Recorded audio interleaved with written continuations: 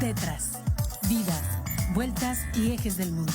Es una ojeada plural al mundo y también un espacio en el que el auditorio y los conductores pueden reconocer varios ángulos de análisis.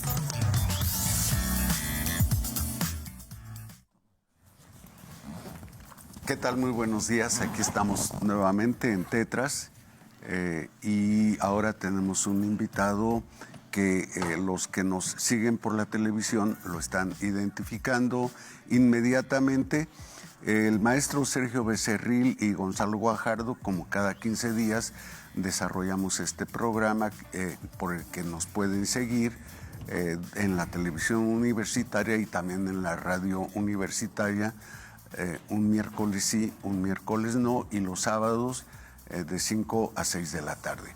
Bueno, nuestro invitado de hoy es Fidel Soto González y nuestra intención es pues hacer ver todo el seguimiento que él ha hecho del trabajo obrero en Querétaro y la situación o la condición en que se encuentran hoy nuestros compañeros obreros, y quién mejor que él, que los ha seguido de cerca, particularmente, no exclusivamente, pero sí particularmente en el área de Hércules, que es una población que tuvo la primera fundación industrial textil en el estado de Querétaro.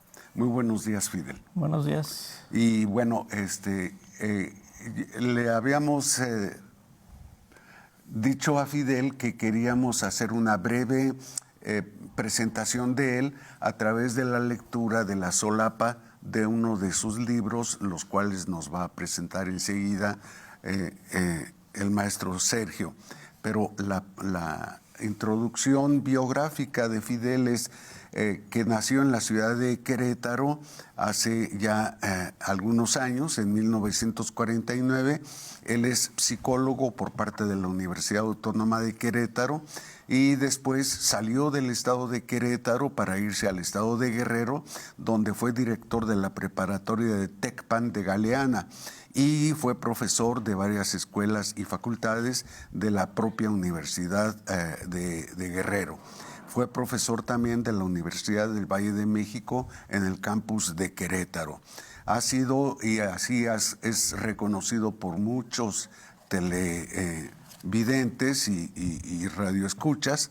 Ha sido instructor de ajedrez en varias instituciones educativas. En el 2000 obtuvo el título FIDE Master de la Federación Internacional de Ajedrez y se ha desempeñado como investigador en la Unidad Regional de Culturas Populares de Querétaro, encargado del Departamento Editorial del Colegio de Bachilleres del Estado de Querétaro y coeditor de la revista Voz Crítica, así como director del proyecto cultural de cine Rosalío Solano. En estos momentos traemos varios ejemplares de los libros que ha escrito el maestro Fidel, pero él mismo se va a encargar posteriormente de mencionarlos. Sergio.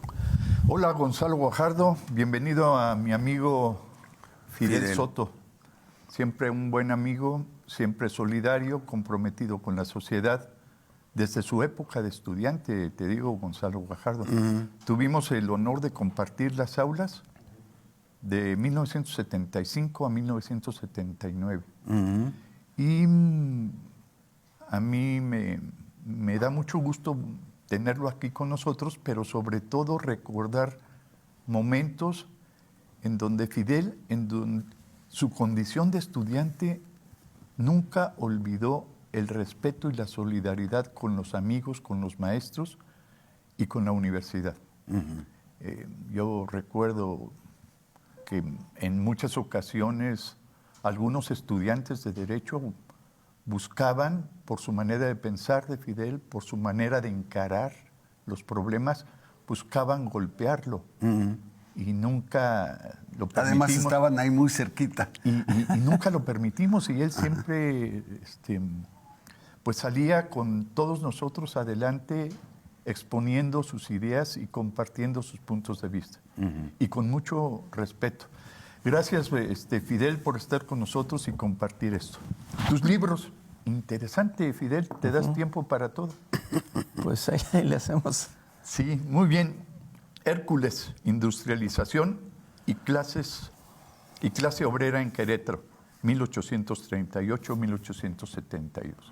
Con este libro comenzaste a publicar en textos, pues en libros, porque ya en Voz Crítica tú ya habías participado con muchos ensayos, con muchos artículos. Sí. ¿Qué me dices de este libro? Bueno, ese libro, mira, cuando yo me tuve que ir de Querétaro, me fui a la Universidad Autónoma de Guerrero y ya trabajé varios años. Y cuando regreso, ya me vine de allá de Guerrero, entonces aquí yo pensaba pues trabajar en la universidad. ¿Y a dónde voy? Pues voy a la escuela donde yo estuve, a psicología. Pero ahí ya me encontré una sorpresa de que ya casi todos los que eran mis amigos se habían volteado, ya eran otros, y ya no querían saber nada de mí. Bueno, así fue. Y el problema es que en aquel tiempo, estoy hablando de 1984, cuando regresé, todavía en ese tiempo la Universidad Autónoma de Querétaro era la institución educativa más importante del Estado y creo que lo sigue siendo. Yo creo que sí. Y muchos de los egresados de la universidad tenían puestos en todas las áreas educativas y culturales y del Estado. Pero muchos de ellos eran pues egresados y habían sido de la Federación, que eran nuestros adversarios. Entonces yo estaba ahí vetado también. Entonces, aparte de eso, pues no pude conseguir trabajo. Por esa y otras razones. Y entonces, como tenía mucho tiempo, dije, bueno, voy a hacer algo ahora sí para recuperarme de lo de Guerrero, voy a hacer mucho ejercicio, me voy a poner a estudiar lo que siempre he querido hacer, que es estudiar ajedrez, y también voy a iniciar la historia obrera de Querétaro, que ya me había platicado mi abuelo desde que era yo niño. Él me platicó muchas cosas de Hércules. Sí, eso es obvio porque justamente el libro que estás comentando en estos momentos habla de la industrialización y la clase obrera de 1838 a 1877. Todavía no nacías. No, estaba lejos. Entonces tuviste que haber recibido justamente una información de otras fuentes. Sí, y mi abuelo, él había nacido en 1902, 1903. La cosa es que ya él está en la fábrica Hércules en 1919, 1920. Y en 1922 ocurre el linchamiento. Linchan ahí al capataz. Que es su segundo texto. Sí, ese es el segundo texto que se publicó, pero realmente fue el primero que escribí. Ah, fíjate, muy bien. Porque ese libro, eso no se iba a escribir, no se iba a publicar, sino que yo ya estaba haciendo este libro de Hércules. Y una vez fue a mi casa un amigo, Diego Prieto, y ahí platicábamos, ¿no? Y me dice, ¿qué estás haciendo? Pues esto. Y en esos días se había lanzado una convocatoria de la Comisión Nacional de los Derechos Humanos, que era el linchamiento por propia mano, una convocatoria. Y yo como conocía algo de esto... ¿Qué quiere decir eso, linchamiento por propia mano? No, los linchamientos son por un ajusticiamiento por propia mano. Sí, pero en la convocatoria así estaba, así lanzaron. Qué interesante. Linchamiento, justicia por propia mano. Justicia por propia mano. Sí. Y el director Secordana era de apellido Soberanis, el que dirigía eso. Y entonces, como yo sabía eso, dije, me voy a poner puedo hacer ese trabajo. Y dejé de hacer el de Hércules y me puse... Y lo hice como en 3 meses porque tenía toda la información. Y tenía muchos documentos, bueno, los que menciono ahí del periódico El Demócrata y los demás periódicos de la época, y muchos reportes del Departamento del Trabajo, donde hablaban de la situación de los trabajadores en Hércules y en la Purísima. Entonces me puse a hacerlo y ya lo terminé. Entonces cuando llega Prieto lo ve, mira, envía esta convocatoria y lo ve. ¿Y lo vas a publicar? No, nada más era para la... No, públicalo, está muy bueno. Sí. Y por eso lo publiqué, porque él me lo sugirió. Yo no lo pensaba publicar. Pero al publicarlo, como yo seguía con esto, no le hice mucho caso a Diego. Y ya me puse a hacer este. Este se refiere a Hércules y la industrialización, sí, y la clase obrera en Querétaro. Oye, Gonzalo y Fidel, no hablar de industrialización es un término ¿caduco? No, muy moderno para esa... para la época. La época, ¿no? Ajá. Bueno, pues fíjate que por primera vez en Querétaro, en esos años, en la década de 1840, se crea esta fábrica y empieza a producir, pero con tecnología de punta, la maquinaria de punta de esa época. Sí, sí. Entonces era importante. Hilados y tejidos. Sí, textiles. Y la cosa es de que este señor era un visionario, tenía muchas características a Cayetano Rubio, de los empresarios de aquel tiempo. Entonces era visionario, emprendedor, se alaba mucho eso. Y también sabía trabajar.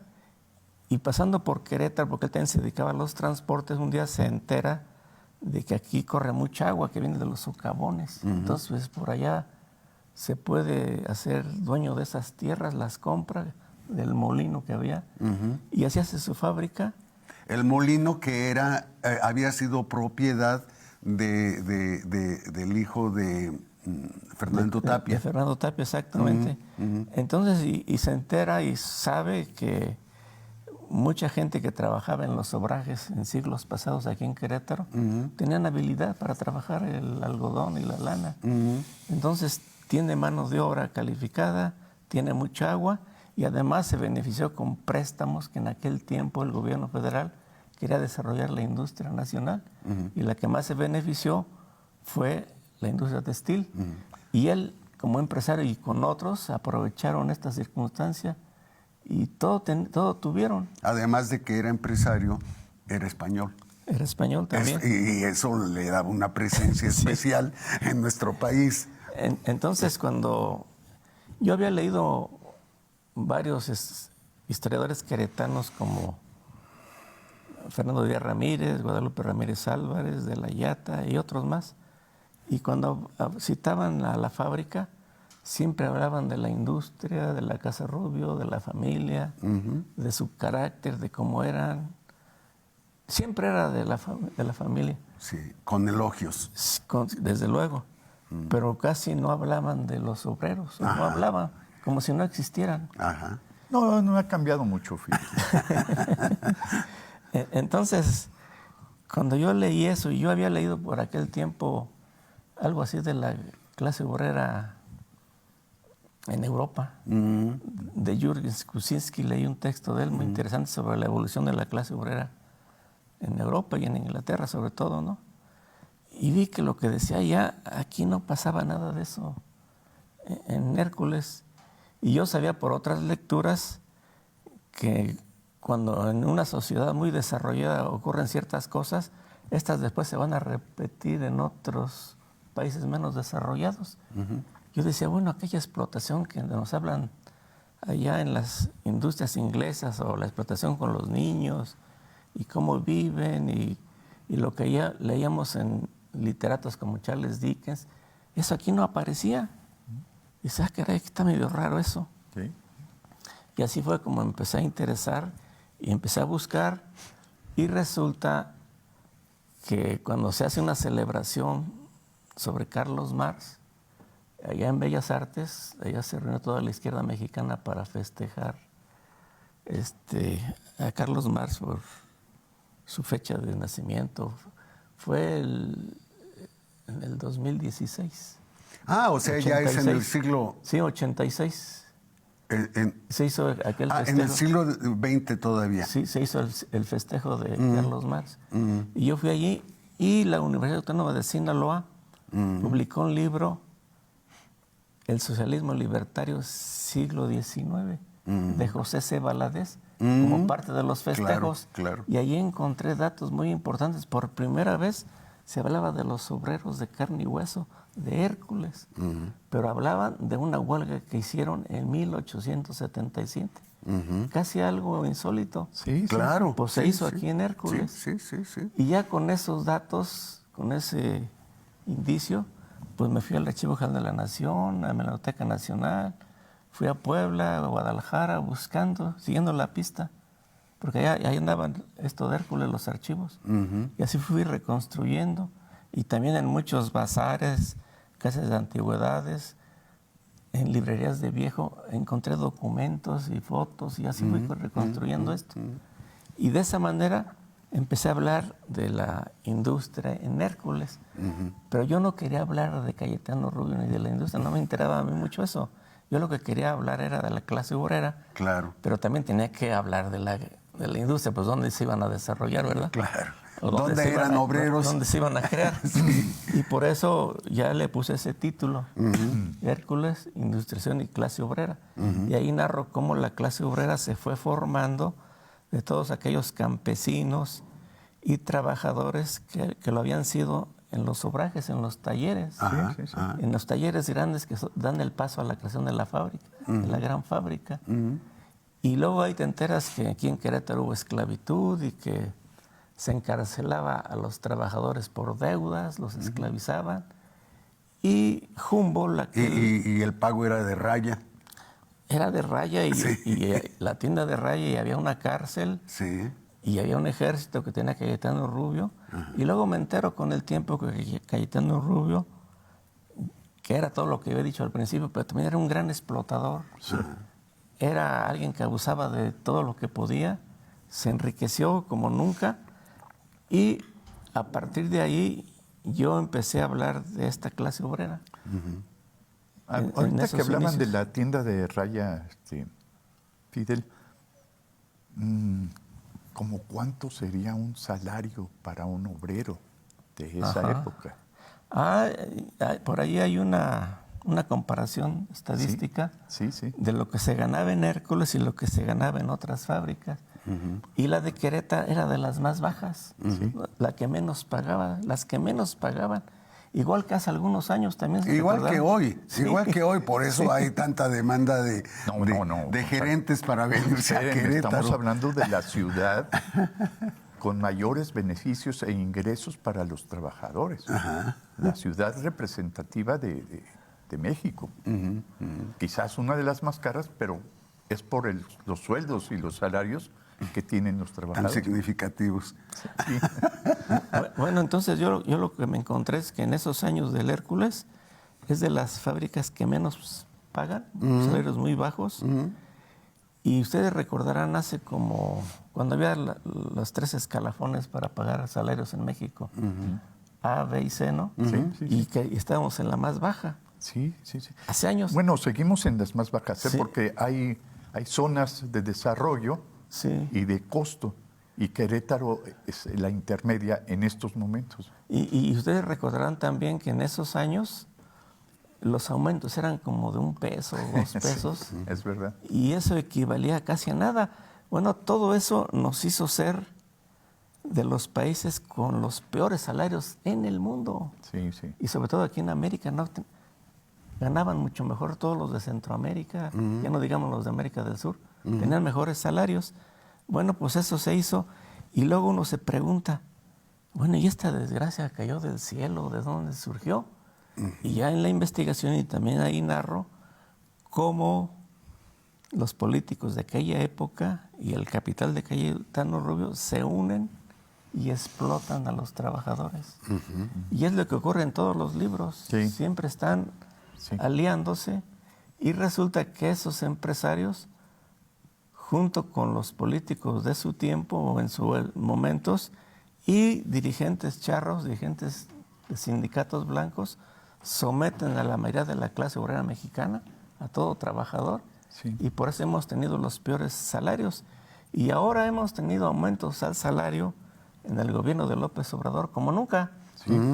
Fíjese el gran Pero ese esfuerzo. es federal. ¿Es federal? Ajá. Pero el estatal, que sigue siendo el tema de esta historia de la clase obrera en Querétaro, sigue siendo también muy perjudicial. Sí, yo te pregunto, Miguel, Fidel, traigo a Miguel porque leí un fragmento de los amigos de Fidel y de nuestra generación, en donde Fidel pone un apodo, bueno, no un apodo, pero nomina a un compañero como el Marqués, un gran amigo de San Juan del Río. Y entonces Miguel pone un texto en el grupo, dice, si no mal recuerdo, Fidel me puso ese mote de El Marqués. Y bien puesto, además. Por eso hoy con Fidel le estoy diciendo Miguel. Bueno, Fidel, si yo te pregunto cómo entras a una metodología de investigación, por lo que yo veo en tus textos, siempre respaldada por documentos. Siempre respaldada y por documentos. Un rigor metodológico muy importante, muy importante que mantienes. ¿Cómo llegas a eso, Fidel? Mira, yo primero tengo que decir, no soy historiador, no soy sociólogo, no soy economista, no soy filósofo de formación, pero he leído de todo eso. Y yo he leído a los grandes autores de estas áreas del conocimiento. Y entonces aprendí que en una situación concreta debe haber un análisis concreto. Y eso viene del pensamiento de Marx.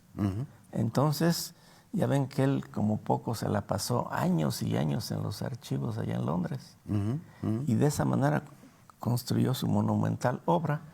Entonces yo he leído muchos trabajos de él, y cuando lees trabajos de grandes autores, pues se te va pegando, ¿no? Vas asimilando casi inconscientemente la forma de trabajar, la metodología, y siempre que yo decía algo, pues decía, debe estar sustentado. No nada más puedo dar mi opinión y ahí lo que salga, no. Tiene que haber un rigor en la cita, en cómo citar.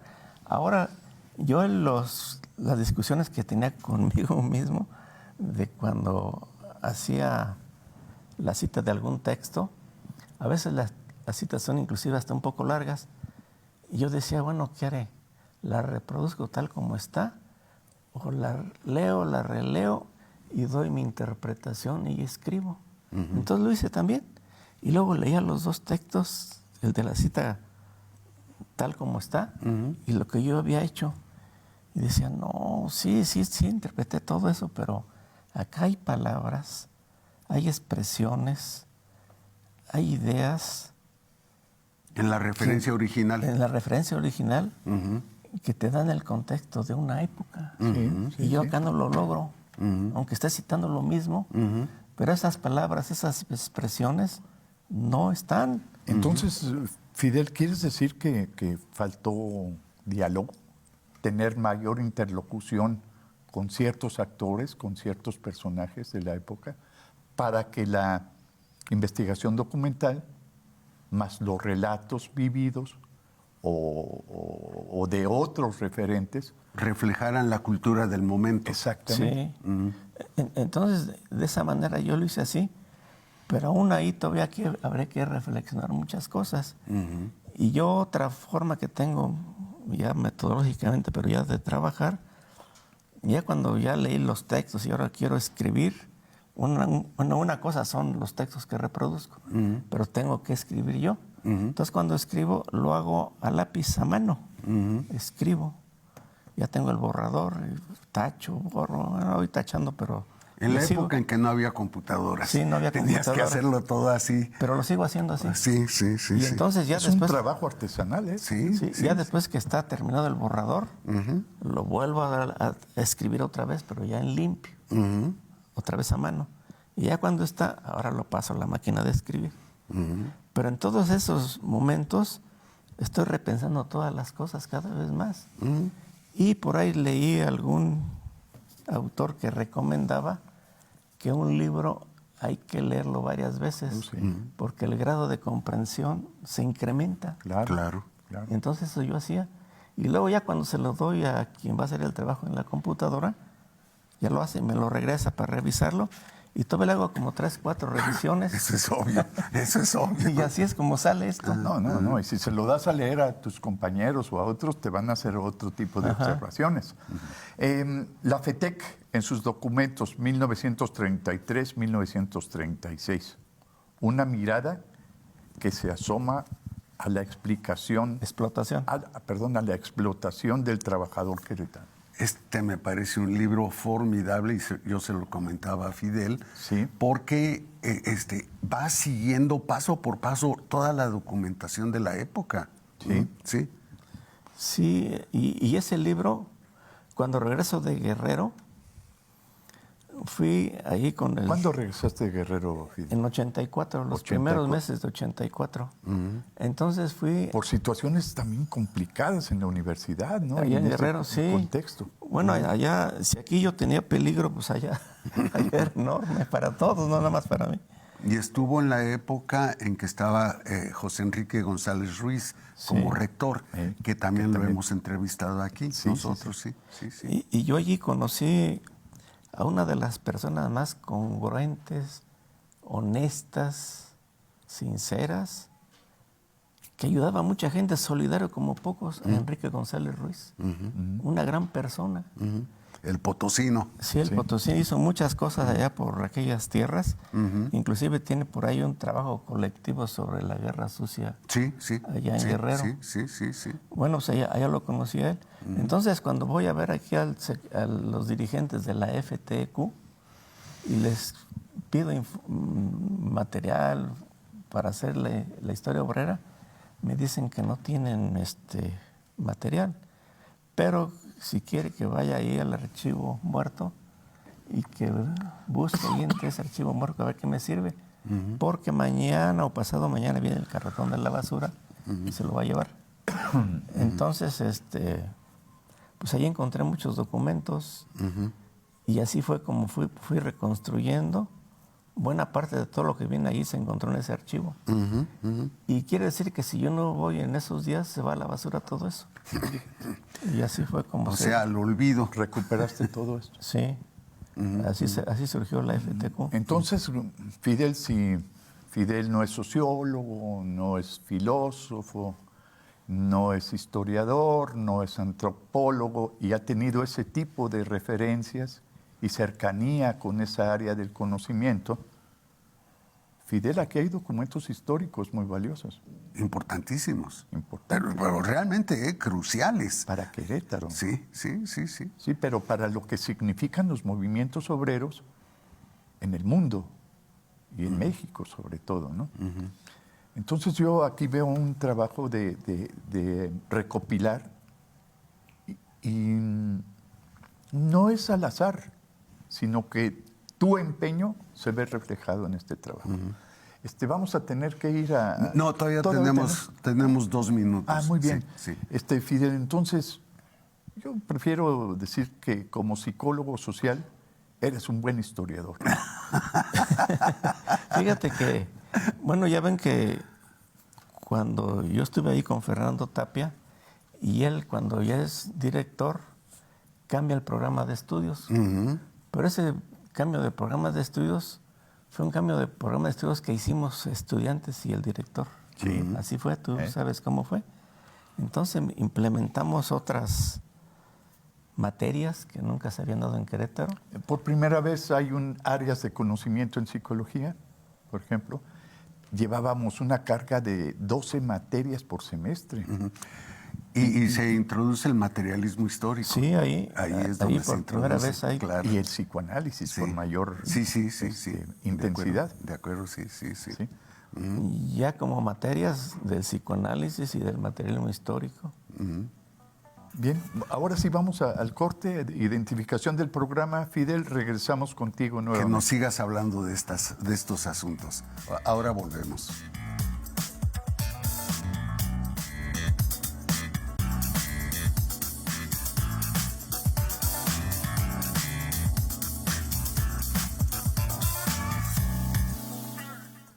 Bueno, regresamos a este sabroso diálogo entre el maestro Sergio Becerril y un servidor con Efraín Soto. Fidel, igual que yo. Es que, qué barbaridad. Es que acabas de leer Efraín. Aquí. Sí, acabo de leer el nombre de Efraín. Sí, con Fidel Soto, que es, aunque como ya lo señalaban hace unos minutos, Fidel no es historiador, no es antropólogo, no es sociólogo, no es filósofo, y sin embargo es todo a la vez, ¿sí? Él es psicólogo de formación, pero su trabajo lo ha señalado y lo ha condecorado justamente con todos estos conocimientos. Bien, Fidel, tú nos ibas a comentar varias cosas. Ahorita lo que me interesa que nos señales es el trabajo que estás preparando para el mes de abril aquí en Querétaro. Espérame tantito, Gonzalo, para que le demos la palabra a Fidel. Palabras e imágenes del trabajo. Bueno, sí, perdón. Es que mira, aquí hay imágenes y de trabajadores muy interesantes de distintas épocas y siempre mostrando el significado de lo que es el trabajo, de lo que ha sido el trabajo en Querétaro. Porque los obreros, los trabajadores, son promotores de cultura, Gonzalo. Aquí hemos tenido trabajadores de Carrillo Puerto que tienen bandas infantiles. Tenemos banda musical. Banda musical. Sí, bandas no infantiles se vaya a pensar que banda de robo. Sí. Bueno, también hay otros que se organizan para eso. Sí. Pero este texto también muy interesante. ¿Qué nos dices de este texto, Fidel? Bueno, ese texto recoge las palabras, las experiencias, habla de los conocimientos y de la sabiduría de esos trabajadores que habían nacido por 1905, 1903, 1910. Habían nacido en esos años y para 1920 o 25 ya son obreros del Hércules. Muy jovencitos. Y a ellos yo los entrevisto, ahí lo dicen. Entonces, como yo no podía trabajar en Querétaro en esos años, 1984, pues me puse a entrevistarlos. Mi abuelito me los presentó y empecé a hacer las entrevistas. A todos los pude entrevistar. Y lo que me decían a mí me dejaba hasta sorprendido. Recuerdo que a uno le pregunté, bueno, y al final de su vida como trabajador, ¿qué me puede decir? ¿Qué síntesis haría? ¿A qué conclusiones llego? Pues mire, yo a la conclusión que llegué fue que la empresa, el gobierno, y que Dios me perdone, pero hasta la iglesia, todos estuvieron contra nosotros. Entonces, a esa conclusión llegué. Nos trataron muy mal. Bueno, luego platicando con otros, también nos hablaban de cómo les costó tanto trabajo crear el sindicato Hércules. Sí. Tenían que hacerlo en una cueva o a escondidas, porque no podían hacerlo. Luego, cuando venían a Querétaro en algunas manifestaciones, se cerraba todo el comercio y gritaban, ahí vienen los bolcheviques de Hércules. Y también ellos cantaban la marsellesa.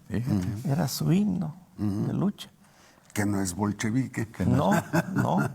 Y entonces eso fue creando una especie de cultura, de conocimientos, de experiencias que se fueron transmitiendo de generación en generación. Entonces yo aquí lo que recojo es la palabra de ellos. Y ahora, ¿qué viene en esa palabra?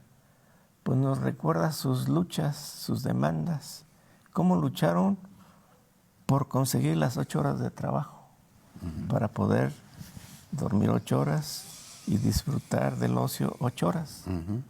Entonces, esas fueron luchas, porque antes en estas fábricas se trabajaba entre 10 y 12 horas diario y ganaban muy poco. Incluidas mujeres y niños. Sí.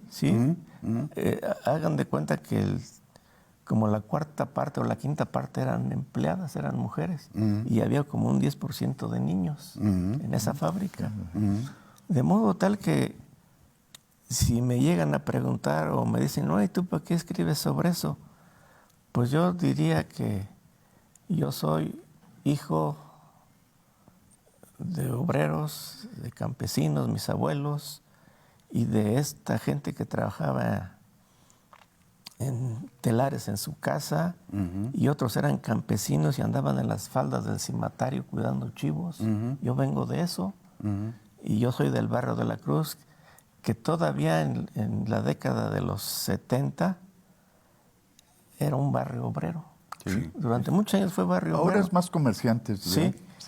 Pero lo que estoy diciendo con barrio obrero, el barrio de la Cruz, lo era San Francisquito, lo eran todos los de la otra banda, todos los barrios de acá del Cerrito. Tepetate, Carrillo, Santana. ¿Y qué hacían esos barrios? ¿Por qué son importantes esos barrios? Porque esos barrios, quien les daba en un momento la identidad, eran los sindicatos, eran los obreros, que le daban identidad a esos lugares.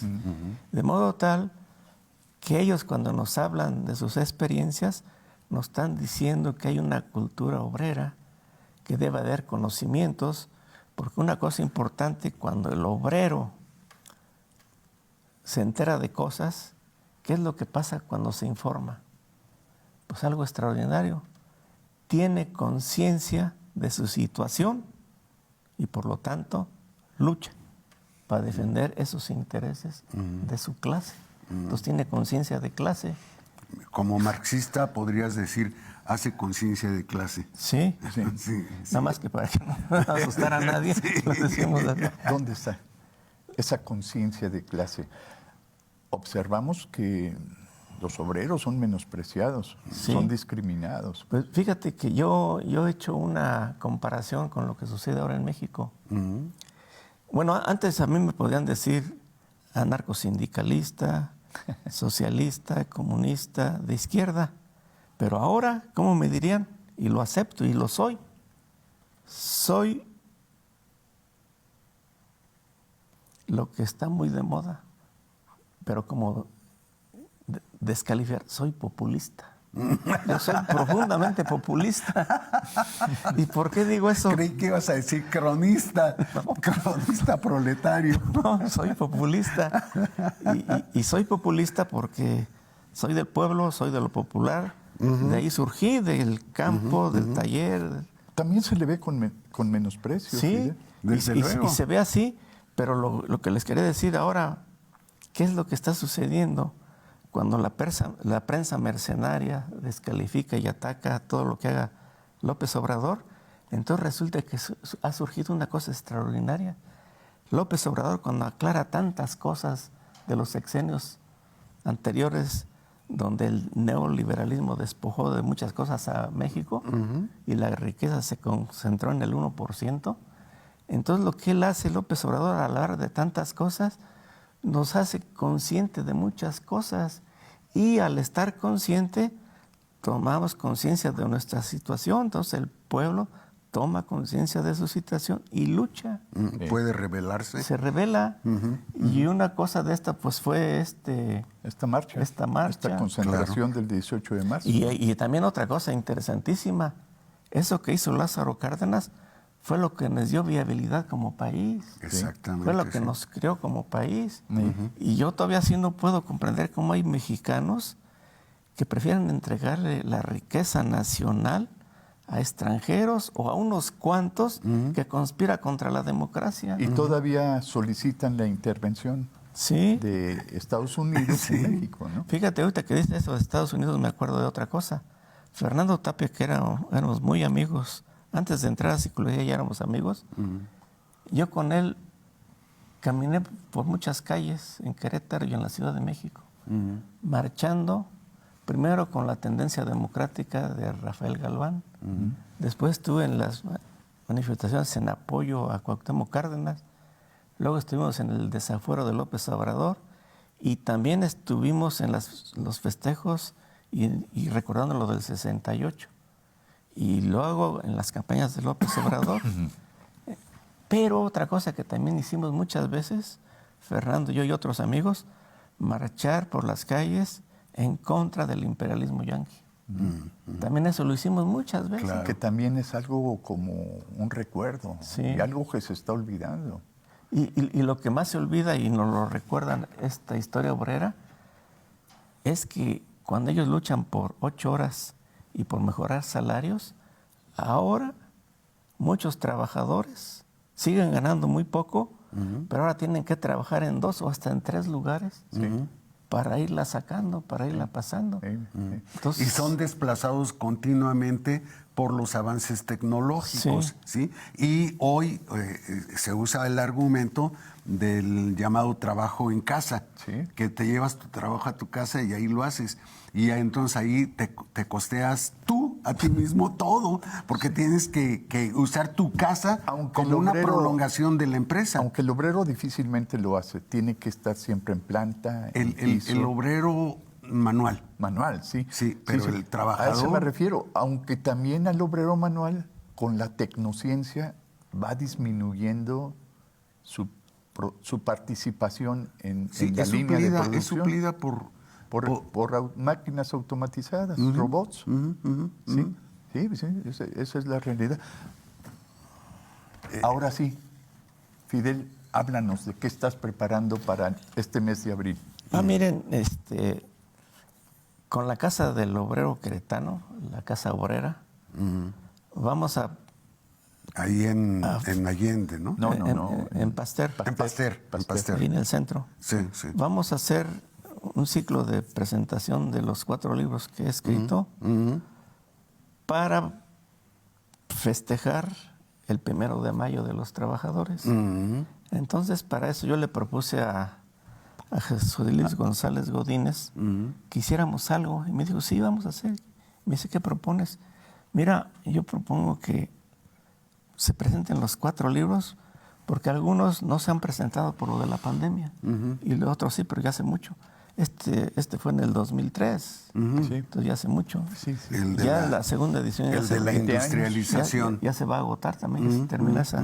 Tienes segundas ediciones, ¿no? Nada más ¿Va para la tercera? Y también ya se está terminando Esta de y entonces le propuse, vamos a presentar, y yo tengo varios amigos que saben de esto, o mucho más que yo inclusive, para que ellos comenten los libros y hablen de sus puntos de vista. Y todos los miércoles de abril vamos a presentar los 4 libros. En cada libro habrá 2 ponentes. Por ejemplo, en el primer libro de Hércules Industrialización va a participar el ingeniero Julio Soria Olvera. Él es de Hércules. Y el otro comentarista va a ser Edgardo Moreno Pérez. Compañero y el de moderador va a ser Gonzalo Guajardo González. Eso va a ser el 5 de abril. El 12 de abril, linchamiento en Hércules, participan la doctora Guadalupe Zárate Miguel del INA, INA Querétaro, y también participa el doctor Gregorio Morales Avilés. Él es de acá del Colegio de México y es de Relaciones Internacionales, pero ahora es también psicoterapeuta. Y el moderador va a ser Efraín Mendoza Zaragoza. El 19 de abril, la FTQ en sus documentos, una mirada que se asoma a la explotación del trabajador queretano. Aquí participan el doctor Eduardo Miranda Correa. Y ustedes lo conocen, él escribió un libro muy importante sobre el desarrollo de Querétaro, ¿no? Y va a estar otro compañero, Mendívil. A él lo propone José Luis González, yo no lo conozco, pero él va a estar ahí. ¿En la UAM, Xochimilco? No sé. ¿No? Y el moderador es José Luis González Godínez.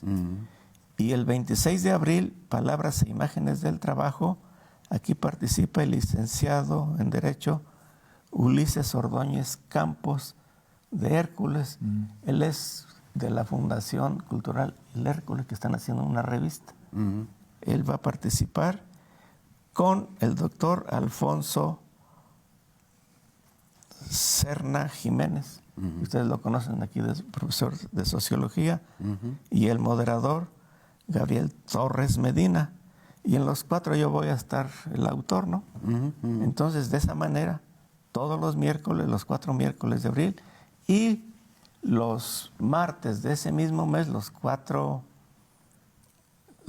días, los martes, va a haber la clase obrera en el cine. Y vamos a iniciar con la huelga de Sergei Eisenstein.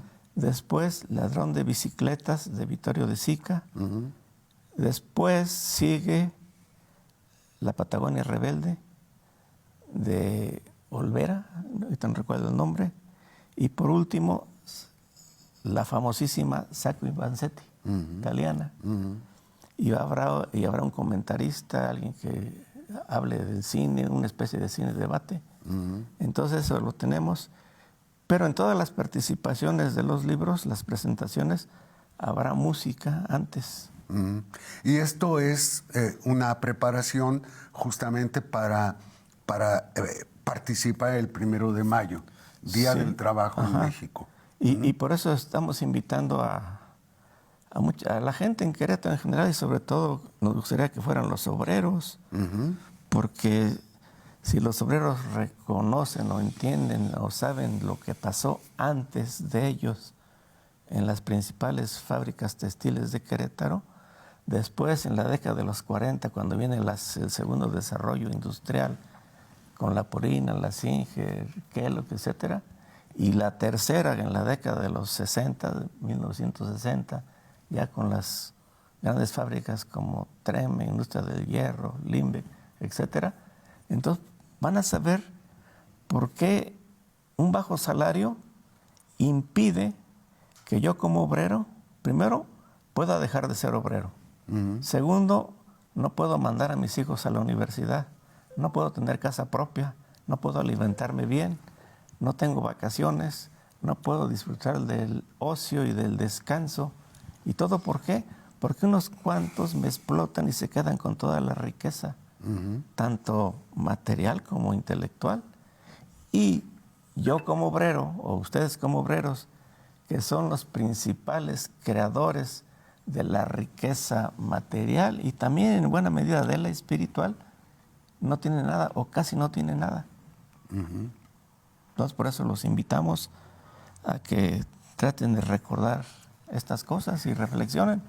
No es, ya estamos por cerrar, por lo tanto hay que ir rápido revisando algunos puntos, pero no es una mera añoranza hablar hoy de los obreros cuando justamente, como decíamos hace rato, toda la tecnología va supliendo esa vieja mano de obra.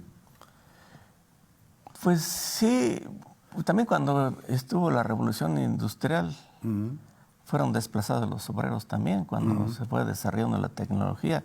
Acuérdate del cartismo, se desplaza a los obreros y los obreros destruyen las máquinas, luchan contra la máquina. Así es. Pero siempre va a haber un trabajador, siempre es necesario el trabajador. ¿Y qué se decía? ¿O por qué volver a esto? Porque las condiciones que dieron nacimiento a unas teorías para solidarizarse con el trabajador, para que se rebelara, como fue el marxismo, también está de vuelta, porque también está explicando que no todo es tecnología, siempre habrá mano de obra calificada que se requiera. Mira, yo comparo con esto con el ajedrez. En el ajedrez ahora tenemos programas para estudiar ajedrez. Pero los grandes ajedrecistas, los grandes maestros siguen recomendando, es preferible el instructor, el de carne y hueso. Porque él te va a explicar de cosas que la máquina no puede. Claro. Sí. ¿Quieres decir algunas cosas, Sergio? Fíjate, ahora, Fidel, tendrías que recuperar, por ejemplo, el papel de los sindicatos, porque también los sindicalistas están en crisis y agonía y quizás puedan morir, dada esta ola rosa o esta ola de empresarios, esta ola de explotadores, esta tendencia mundial de discriminación, esta tendencia tecnocientífica. Estoy de acuerdo, comparto contigo que pues siempre va a haber mano de obra, pero en las organizaciones, en los grupos, es una tendencia y es una prohibición organizarse como trabajadores. Mira, en Inglaterra, Margaret Thatcher hizo todo lo posible por destruir a la clase obrera, allá, a los sindicatos. Sí. En Francia, a ver lo que está pasando ahorita, ahí están los obreros. Bueno, yo creo que siempre el ser humano se va a organizar en grupo. Y aquí se le llama sindicato. Los sindicatos han sido desprestigiados, han sido atacados por ese pensamiento conservador, por ese pensamiento que contribuye a la explotación del obrero. Y claro, si yo desprestigio su organización, pues ya solitos más fácil los exploto. Claro. Entonces yo creo que sí es fundamental otra vez volver a organizarse, a pensar en sindicatos, como es también volver a estudiar las teorías que me expliquen esto, y una de ellos es el marxismo. Hemos Ahí tenido 2 encontramos programas sobre marxismo en el siglo XXI, Fidel. ¿Y no te parece que Fidel en esta conversación podría ser nostálgico?